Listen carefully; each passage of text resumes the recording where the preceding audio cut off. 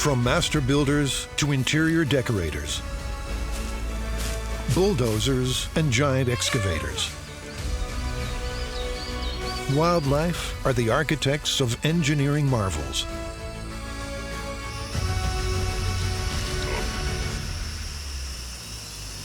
Indeed, what we call the wilderness is the home of billions of highly organized workers. For far longer than humans, and often on a much grander scale, animals have transformed our world.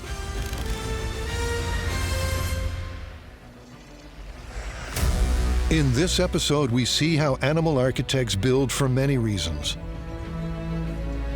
A home for protection and shelter, an elaborate folly to attract a mate, or a cool chamber for a living larder. Some are squatters, renovating existing shelters. Others seek safety and comfort in high-rise nests. This is the story of nature's master builders and how their creations shape our world.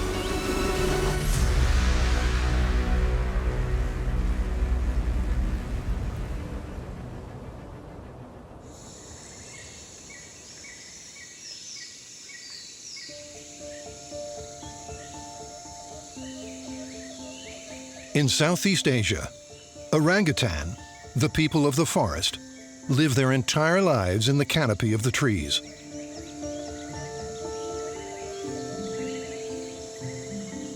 The only great ape to live above the ground. Those trees provide them with everything they need for life. Food throughout the year, and the pathways to get to it. And a home for them and their offspring. But while the forest has been their home for millions of years, orangutan have bent the trees to their will.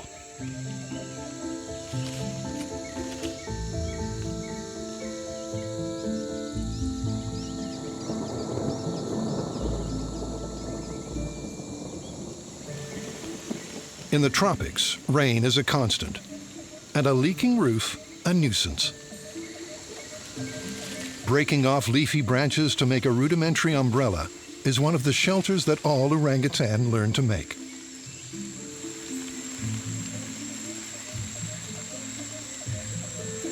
Simple but effective.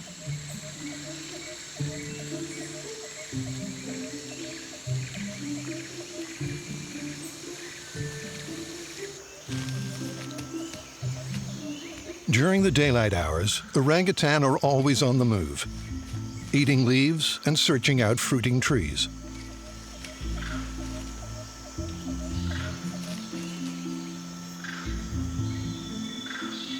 It is the female who teaches the fundamental construction skills that every orang must possess to sleep safely in the high branches.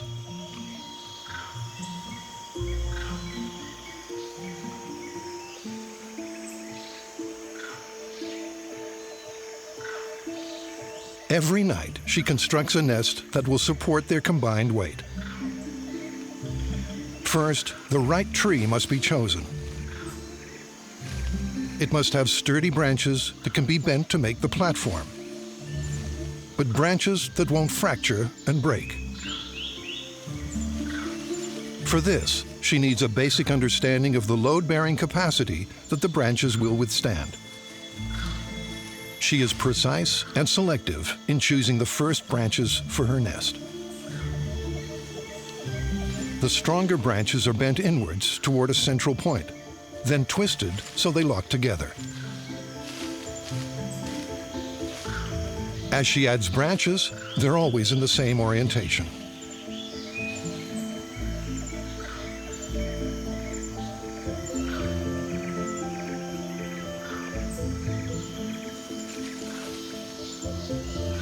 The smaller branches make the mattress.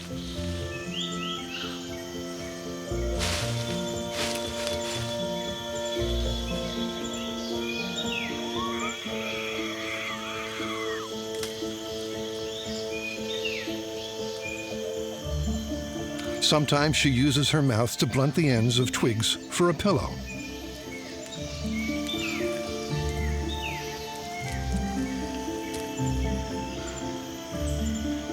And then she can relax safe in the trees for the night.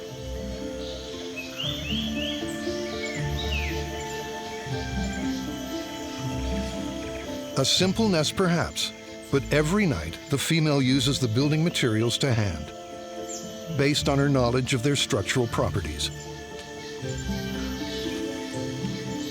One mistake, and she and her infant would plummet to the ground 20 meters below.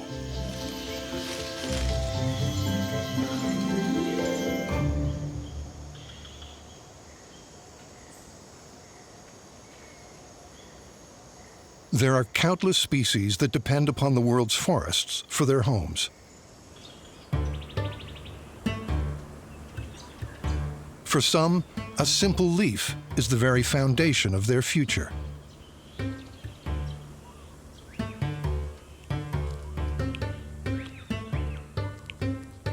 In Australia, caterpillars of the gum moth are preparing for the most dramatic period of their lives, when they transform from a chunky caterpillar to an elegant moth that can breed.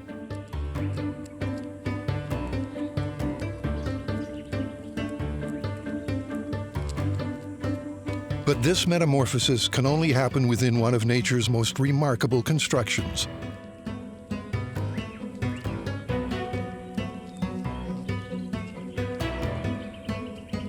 The caterpillar anchors itself to a leaf, the foundation. Then it starts to construct its shelter from its own silk.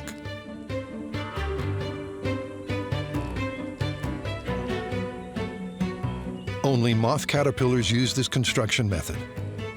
And there are some species that use over 1,000 meters of silk to weave a protective shelter.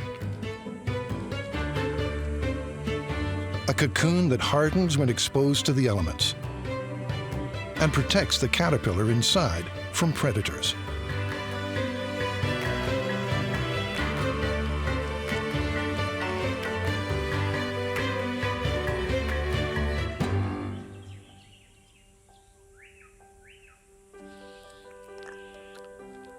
The caterpillars of butterflies do it differently.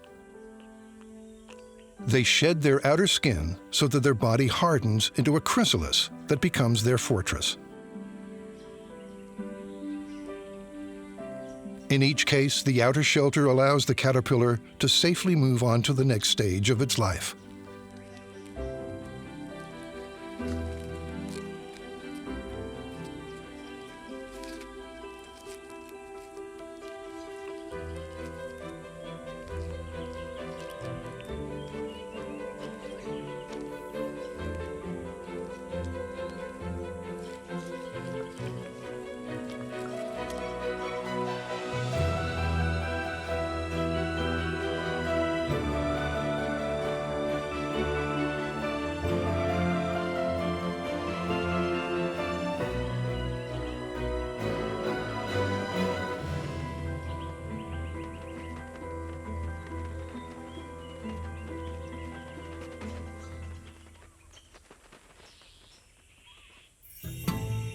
For another tiny insect in Australia, the eucalypt leaf is not only its foundation, but also supplies it with building materials. Leaf-sucking insects are found around the world, and often they are specific to a single plant species. One of those is the psyllid, an aphid-like insect that builds an elaborate structure called a lerp. As it feeds, it converts the excess carbohydrates into a framework. Then the sugars and amino acids crystallize to create the lerp itself. Hidden and protected, the insect continues to feed and develop.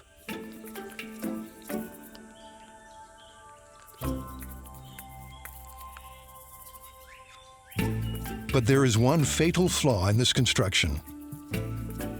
It is made from a sweet honeydew that many birds find a tasty tidbit.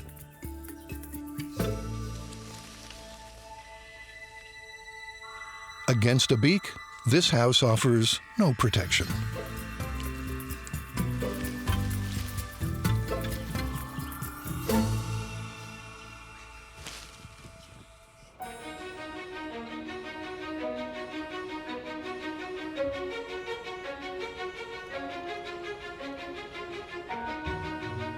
The giant Asian honeybee is renowned for the defense of its home.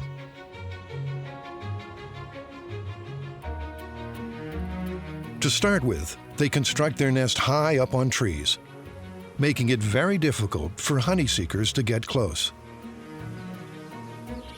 And rather than sheltering inside their hive, they use their bodies to defend the nest. They form a living and deadly wall. Each of the up to 100,000 worker bees is prepared to die in defense of their queen and home.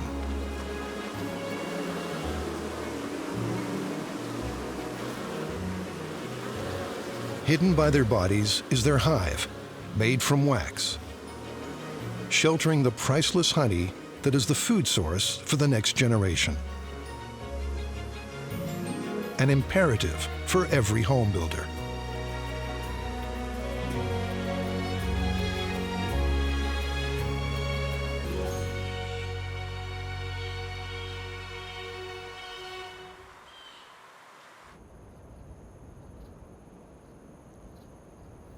Arid Australia, and hardly a tree in sight. Everywhere, there are ants, always busy with workers coming and going.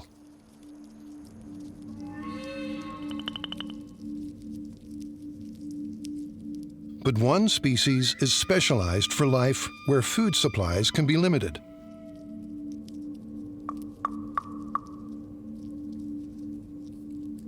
Two meters below the surface, these ants also rely on honey to feed the next generation and excavate chambers to store it.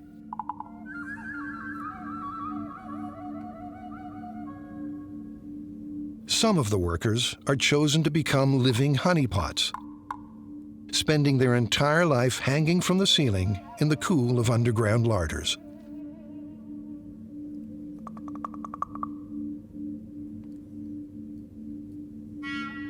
Called repletes, they are replenished by the workers who bring the nectar back to their home and pass it to the living honeypots who store it until needed.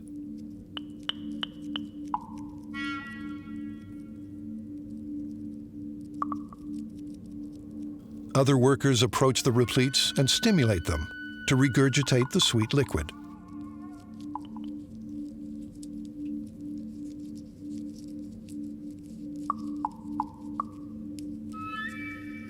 They then take it to feed the larvae.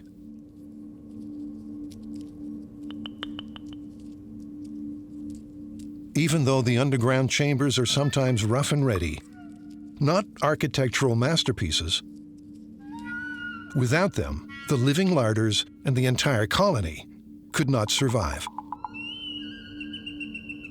These are ants that build with a sense of the future.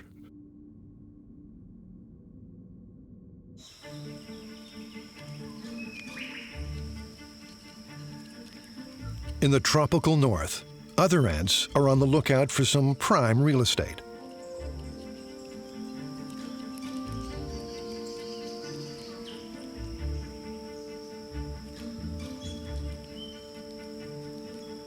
A branch of fresh green leaves is promising, but there's already a housing estate here.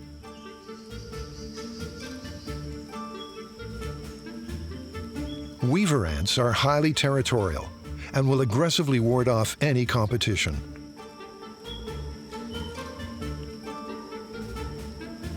Even caterpillars many times their size.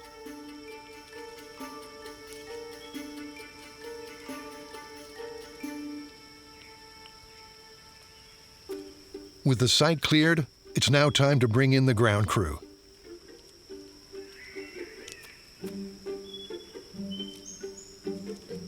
While the minor workers tend to their queen's latest brood, the major workers are sent to expand territory and build new nests. They have used the same tried and tested construction methods for over 20 million years. They begin by surveying the building potential of the leaves. They test the edges with their strong jaws. This one is not up to standard.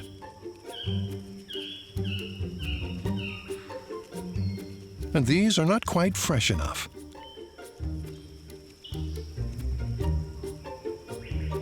Once the perfect construction site is discovered, others soon join in the effort, pulling and bending the edges together.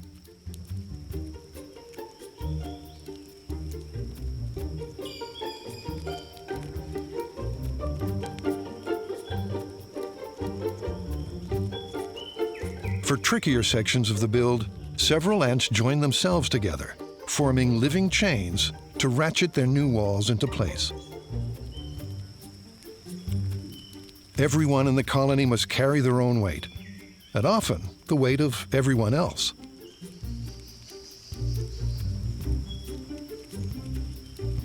With the leaves in position, it's time to coordinate the next phase of the build.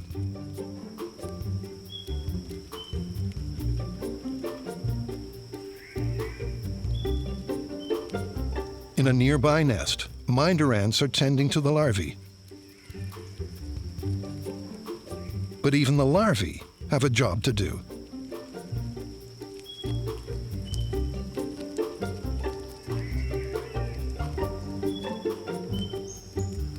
Held securely within its mandibles, this worker ant gently taps the head of the larvae to encourage the excretion of a sticky silk. The perfect glue, which is then threaded in intricate detail to bind the structure together.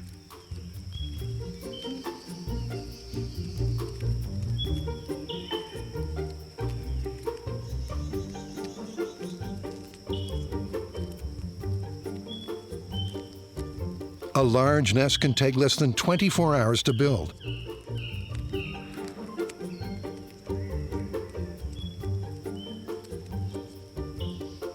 A master construction ready for the queen's next clutch of eggs.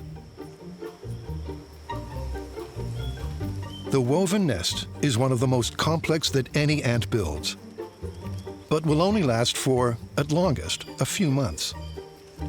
So these master builders are well practiced.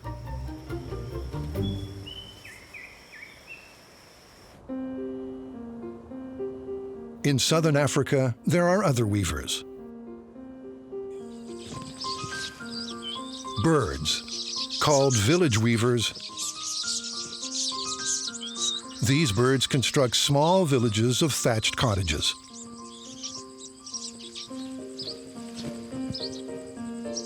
Sometimes as many as 100 nests in the same tree. Each weaver likes its own private space in the village, so new pairs moving in build for themselves.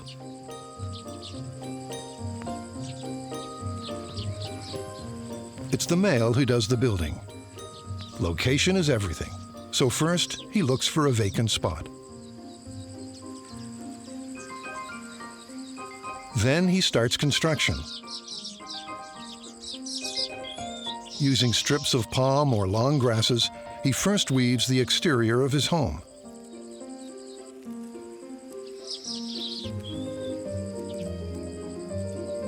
Before finishing off the interior.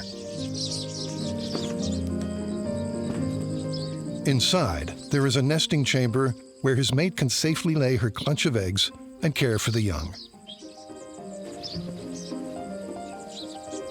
He's always flying out to bring back new construction materials.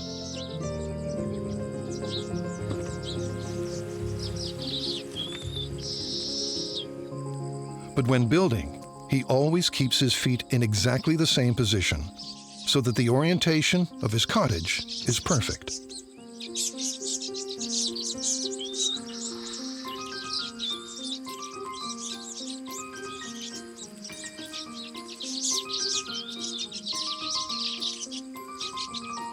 The entrance is always at the bottom, hard for intruders.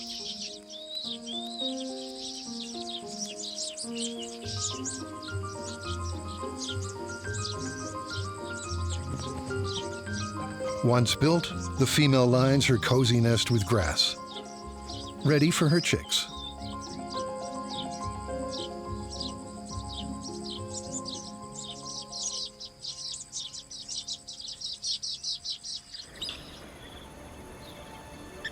Another weaver bird in southern Africa goes about its home building in a different way.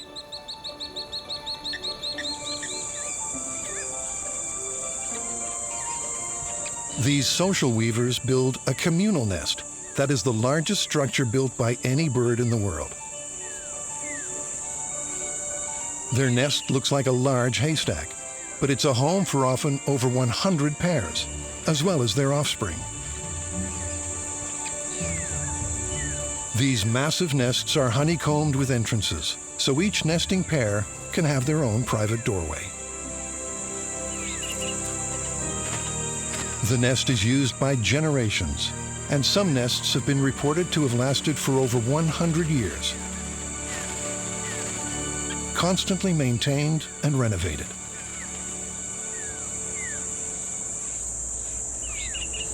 These massive structures attract the eyes of predators.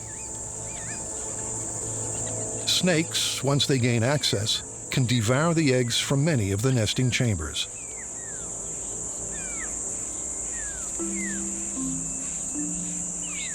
Yet the numbers of social weavers using their village will always ensure the survival of the next generation.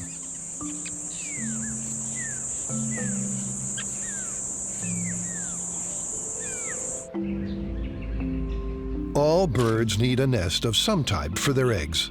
Some build with sticks, while budgies take over an existing hollow and become squatters.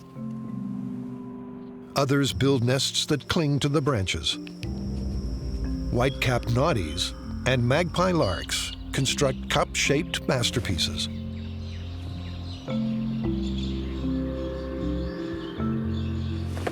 While a kookaburra simply takes over a nest that's been built by ants. Some birds just find any construction not worth the effort. Emus scrape a few feathers together before the male becomes a living nest. While pelicans just squabble and steal.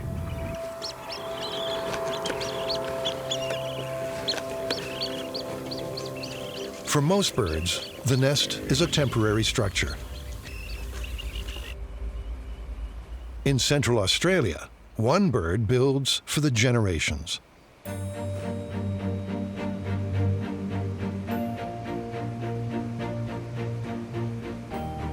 The wedge-tail eagle prefers renovation to construction.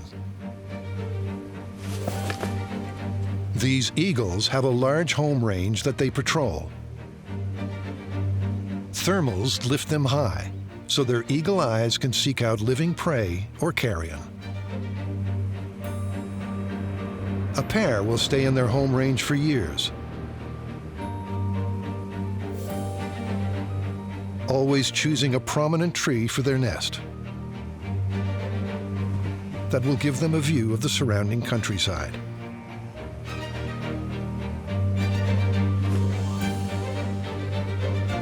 Their nest is an untidy jumble of dead sticks that is refurbished each year.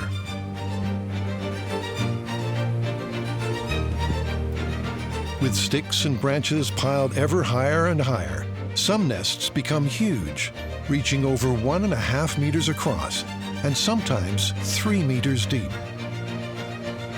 Perched precariously in the open and constantly exposed, they must be built strong enough to withstand the elements. And high enough to be out of the reach of grass fires that come with the summer heat.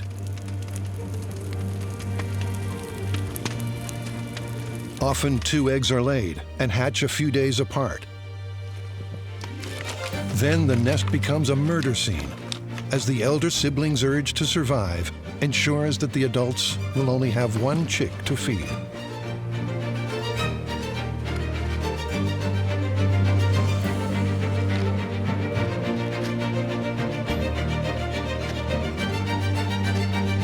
Eagles come and go, but their home of sticks remains through the years.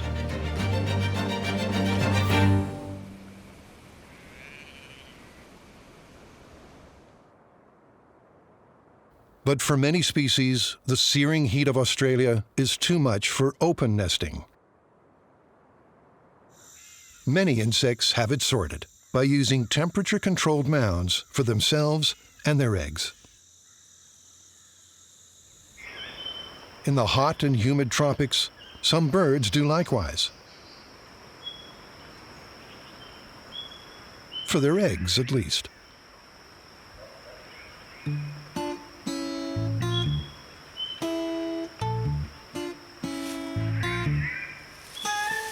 A male scrub turkey hovers anxiously near a piled-up mound of leaf litter.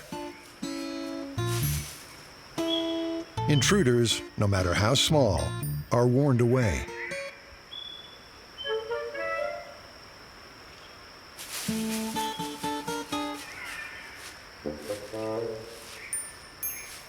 The male is an industrious builder. And while his prized establishment is far from being an architectural showpiece, this mound is his castle, often 1 meter high and 4 meters wide. Upkeep is a full-time job.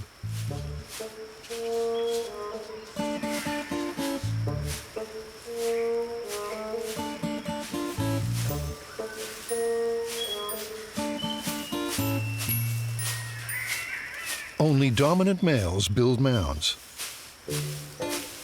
Once constructed, he'll spend most of his day busily scratching at the leaf litter to make sure that the mound remains structurally intact.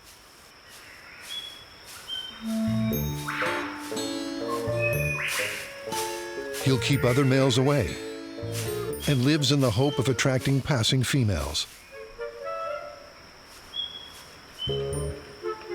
In fact, the mound is little more than a compost heap that maintains a constant temperature for the eggs that are incubating within.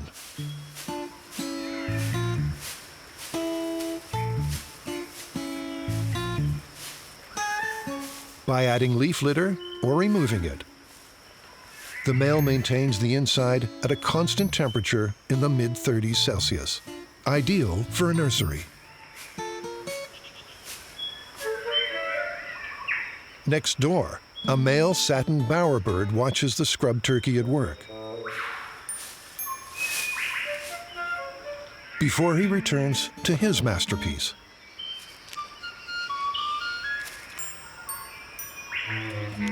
Not any piled-up mound of leaves, but the work of a structural engineer. 2 parallel walls made from sticks is carefully built and called a bower. It's not to live in, just to attract a mate. Females choose the male of their desire, firstly based on his ability to craft his building, and then by the way he decorates. Blue. That's the color of choice. And he's not fussy about what he uses.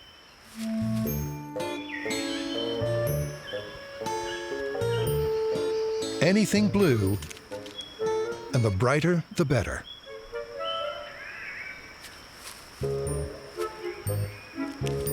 Drinking straws, plastic picnic knives stolen from a camper's table. The more blue, the better. Finishing touches, and she's impressed.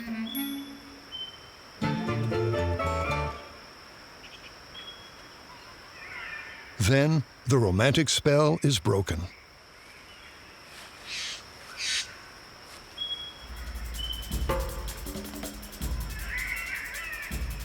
Attracted by the movements, the neighbor comes over to make certain that there is no threat to his mound.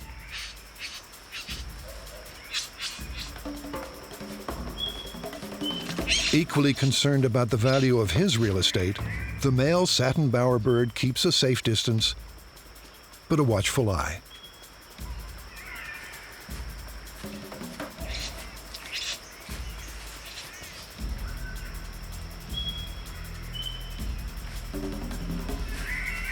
He's looking for any worms or insects he can scratch up.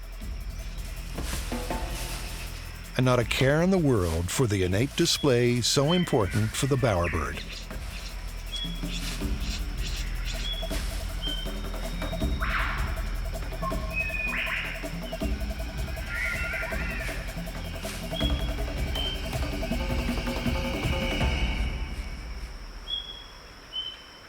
With the intruder gone, it's time to inspect the damage and chase the blues away.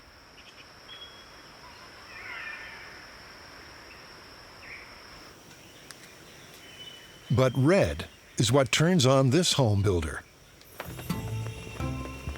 Living only in the remote highland forests of western New Guinea, one of the least colorful of the bowerbird family constructs a mansion. Vogelkopf's bowerbird builds a cone-shaped structure that can be over 1.5 meters in diameter, with a roof as high as 1 meter and an entrance hall like a vestibule. The male decorates the front lawn with colorful flowers, anything to attract a female who'll be impressed enough to move in,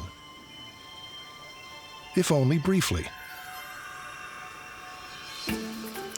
After mating, she leaves.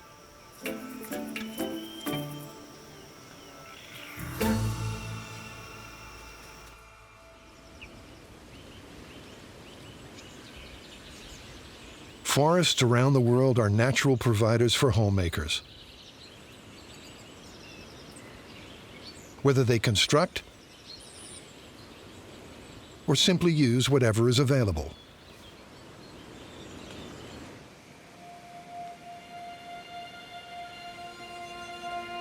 Small crevices in rocks or fallen logs provide the ideal shelter for a killer.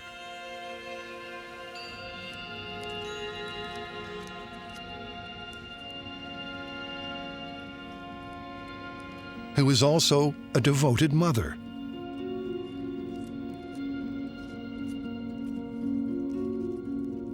The redback is a native Australian closely related to the infamous black widow spider of North America.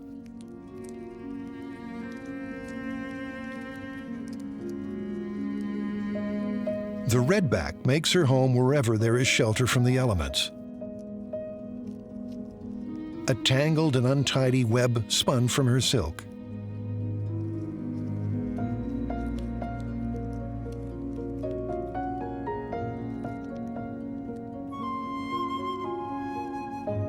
In spring, she spins for a different reason.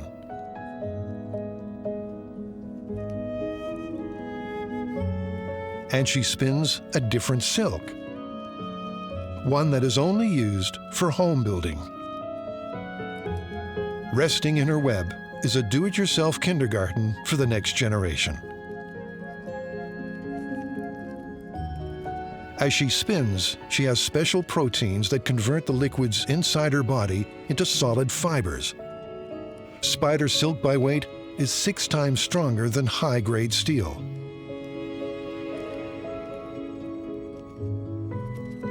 Inside, as many as 300 young spiderlings have safely hatched.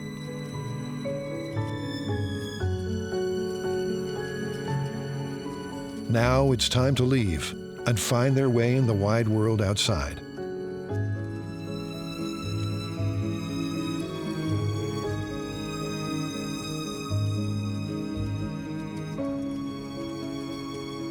But only a few will live long enough to become adults.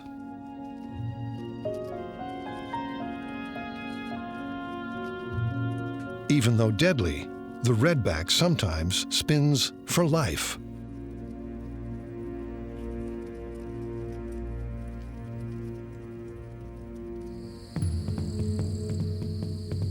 While another spider uses her silk for death. Her home is a leaf where she can hide from her predators. while she herself prepares to be one.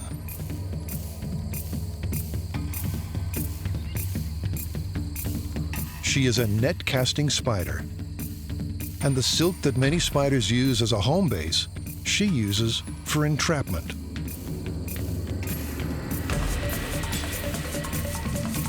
Each night she spins and spins and spins.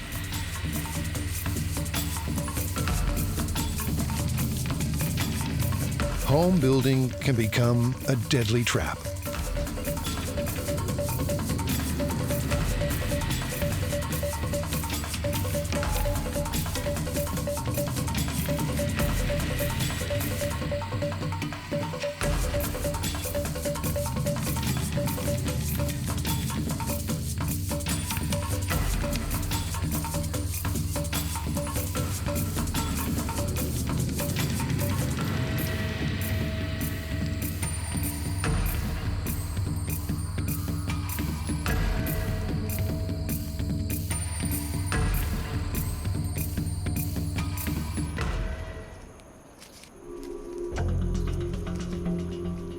Many large spiders don't spin webs, instead making use of temporary homes that they find on the ground.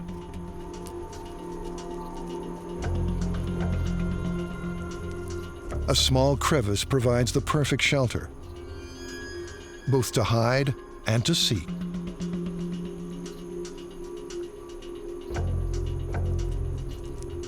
The trapdoor spider burrows into the ground and will stay in the same silk-lined home for years. She builds a hinged door manufactured from soil, vegetation, and silk. A perfect fit.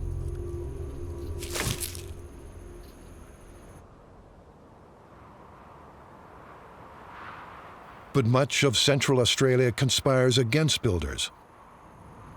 There's a lack of resources and an unforgiving climate, so some have become expert tunnelers.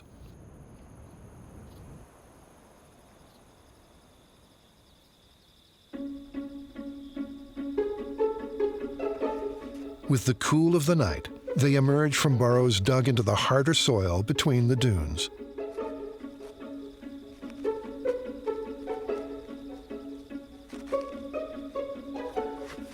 The bilby, also called the rabbit-eared bandicoot, is an expert desert digger.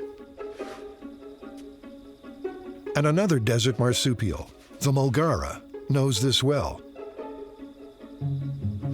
and lets the bilby do the digging. Bilbies excavate several burrows, some up to 2 meters deep,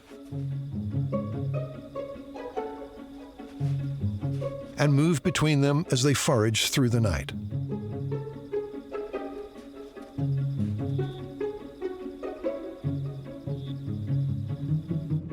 Underground, it's a constant 23 degrees Celsius. Air-conditioned comfort that helps to avoid water loss. Spinifex hopping mice move in too, lining their burrowed nests with grass. A home comfort that bilbies don't bother with. The diggings also help the land itself.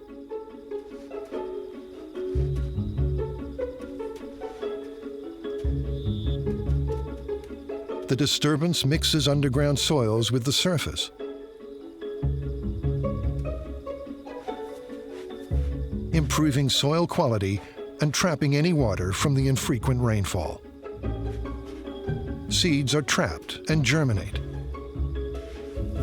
helping plant distribution in the arid fringes of the Australian deserts.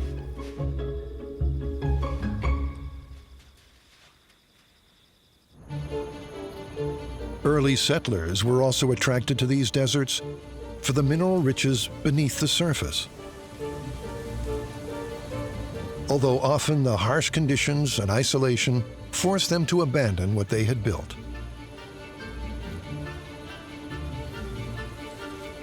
Even ruins have a use. Cavities left in the crumbling bricks and mortar make a short-term refuge for a stripe-faced dunnart. There is shade and shelter from the heat for this marsupial carnivore. But it will only be temporary. Dunarts have evolved with the arid Australian climate and prefer their own diggings to the ruins left behind.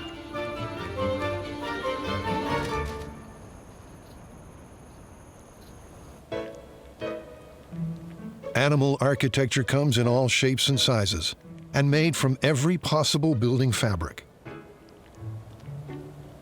But there are animal architects that build using perhaps the most extraordinary components of all: a protective home created from the living DNA of its host.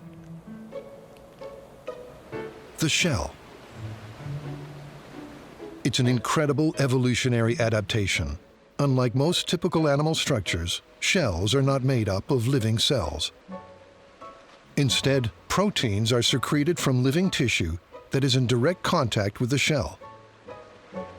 The proteins act like a steel foundation, while the minerals that allow the shell to grow is like pouring concrete over the structure.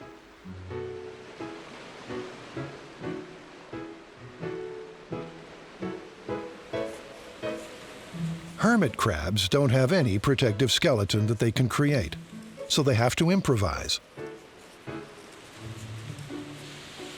Discarded seashells make a perfect home. However, the crab must move as he grows and find a larger shell to move into.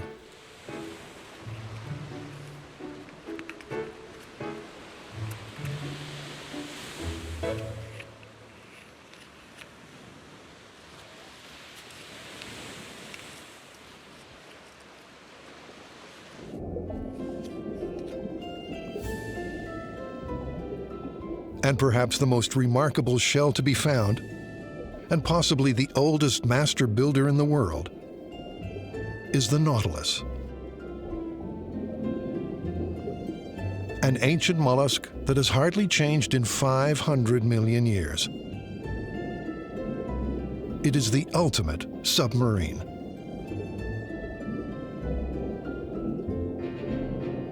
The Nautilus's home is divided into chambers that give it buoyancy and movement, drawing water in and out of its living chamber like jet propulsion. The coloring is perfect camouflage. From above, the darker color and irregular stripes help it blend into the dark water below, while the underside is bright and merges with the surface.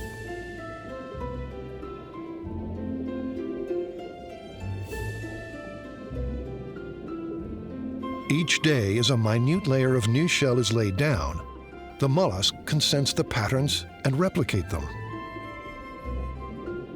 Incredibly, the shell is a part of the Nautilus's genetic memory.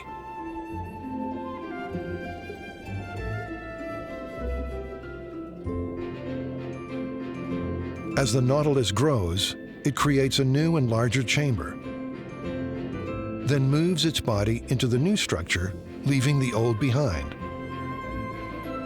An adult can build as many as 30 chambers.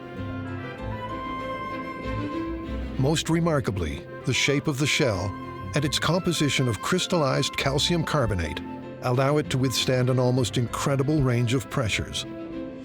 It will implode at a depth of 800 meters, a pressure that would crush most submarines. Nature and evolution created a master builder with the perfect structure for moving from the depths to the surface and surviving.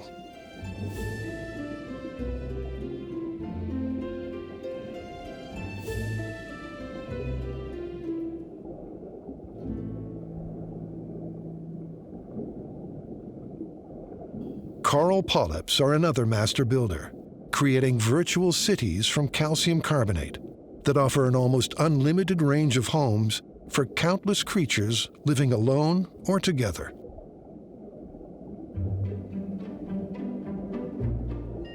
There's even place for an odd couple sharing the same home. A small fish called a goby and a shrimp live together in a burrow that the shrimp builds and maintains.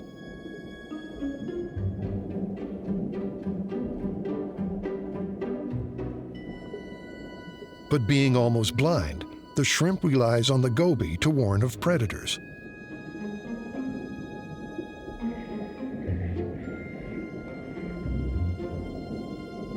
Both can retreat into their simple home at the flick of a tail.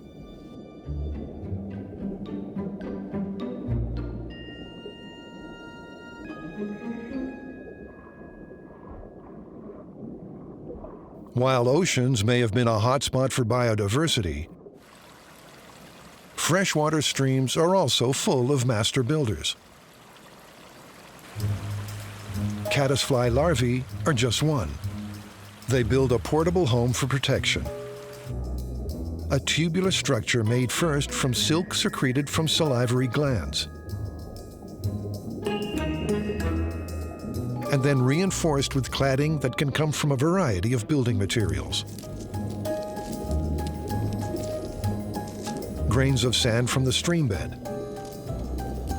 fragments of rock, bark, and small sticks are neatly arranged and attached to the outer surface.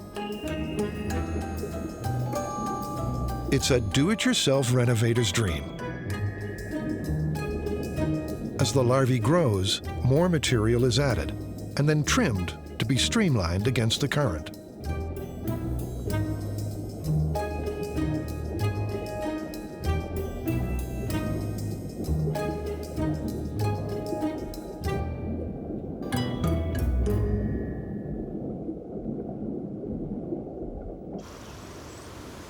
Of all the master builders, there is one single animal in North America that combines all the skills of a lumberjack, a carpenter, an architect, a surveyor, and a hydro-engineer.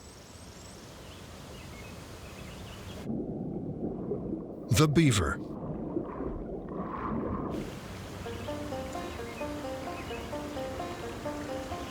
A member of the rodent family that feeds on all kinds of vegetation, but has developed a special taste for trees that grow alongside streams and rivers. They prefer the inner bark of aspen and poplar, but will also fell and eat birch, maple, willow, as well as many others. They will strategically fell large mature trees to form the basis of their dam wall, the first structure they build.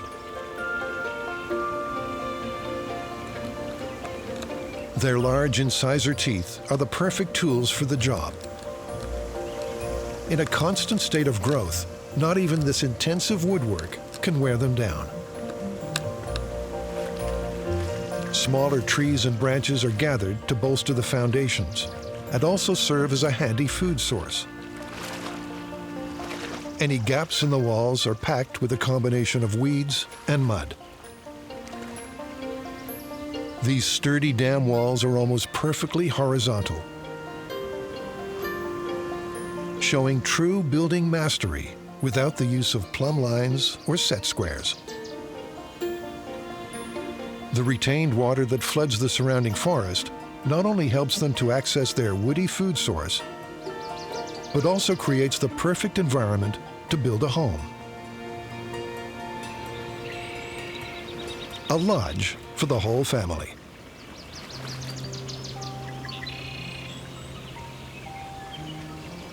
Smaller trees and branches are gathered and piled on top of one another in a sturdy fortress.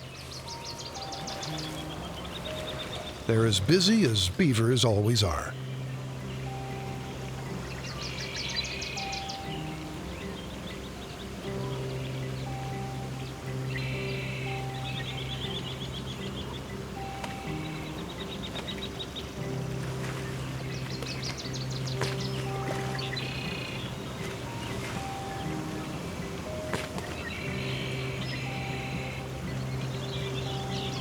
Once a lodge is complete, the only way in is through underwater tunnels.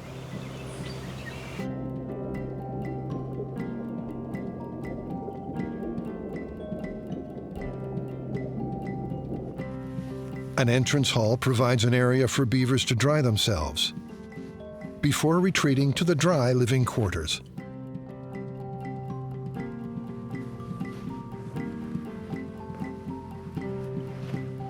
Here, a family of beavers can insulate themselves against the cold of winter, with a constant underwater store of bark-rich vegetation to feed on. There's no need for them to hibernate.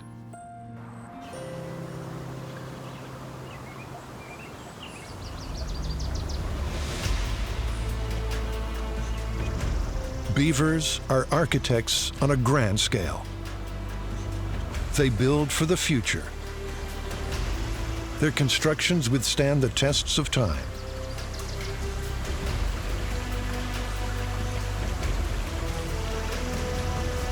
They change the flow of rivers and alter the world around them.